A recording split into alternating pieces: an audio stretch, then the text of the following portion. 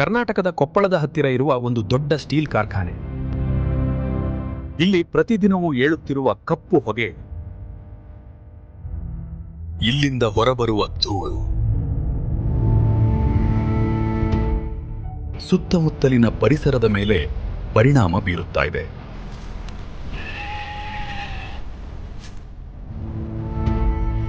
ಮನೆ, ಹೊಲ, ಗಾಳಿ ಎಲ್ಲವನ್ನೂ ಮಸುಕಾಗಿಸಿದೆ.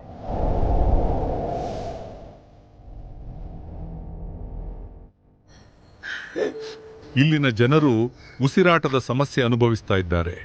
ಹಿರಿಯರು, ಮಕ್ಕಳ ಆರೋಗ್ಯ ಹಾನಿಯಾಗ್ತಾ ಇದೆ.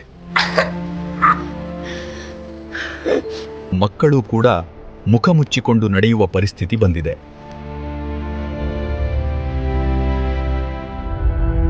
ಬೆಳೆಗಳು ಕೂಡ ಧೂಳಿನಿಂದ ಹಾಳಾಗ್ತಿವೆ.